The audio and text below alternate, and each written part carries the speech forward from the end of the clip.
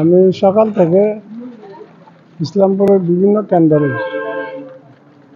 কেন্দ্রে ঘুরেছি, কোনো ধরনের অসঙ্গতিও পাই নাই, অনিয়মও পাই নাই। তবে 5 নম্বরটা এখনো ঝুঁকিপূর্ণ।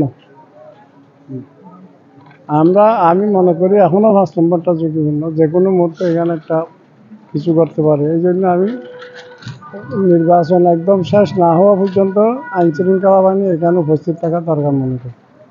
আপনি কি ধরনের ঝুঁকি আছে মনে করছেন এখানে? এদের তো একটা অভ্যাস ছিল, আগে অনেক বছর, 15 বছর ছিল বুট ছিঁড়াছিঁড়ি, কেউ বুট দিতে পারে নাই। তো যে লোকগুলো 15 বছর বুট ছিঁড়ছে, এদের তো অভ্যাসটা এখনো আছে। এখন আইন শৃঙ্খলা বাহিনী যেহেতু ভালো আছে, এই জন্য এরা পারতেছে না, নাইলে এবারও পারত। সকালে আমরা বারবার একটা খবর শুনতেছি, এখানে মহেশখালী কিছু লোকজনের একটা কিছু, এটা বিষয়টা কি?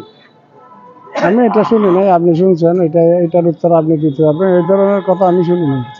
এই 5 নম্বর ওয়ার্ডে কোনো ঝুঁকি মনে করছেন? এটা আমি তো অবশ্যই ঝুঁকি মনে হয়, এখনো করি।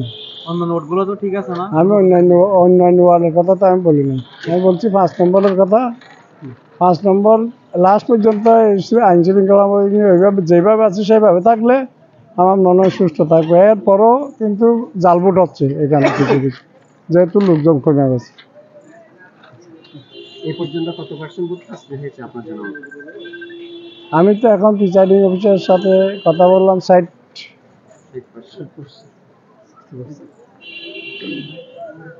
কিছু কিছু কিছু মহিলারা নাকি ভোট না দিয়ে চলে গেছে, এরকম কোনো জানতে পারবেন কি?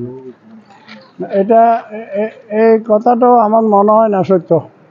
আচ্ছা আচ্ছা, জাল ভোটের বিষয়ে যে অভিযোগ আনলেন, আসলে কিসের ভিত্তিতে আপনি এই অভিযোগটা আনলেন? মানে কোনো ধরনের তথ্য অথবা কোনো প্রমাণ আছে এখানে কোনো জাল ভোট বলতে মনে করেন প্রভাবিত ভোট যদি হয় তাও জাল ভোট, সেটাও জাল ভোট না। মেম্বারের কথা বলি নাই, আপনি যেটা আমাকে প্রশ্ন করছেন আমি সেটা জবাব দিচ্ছি।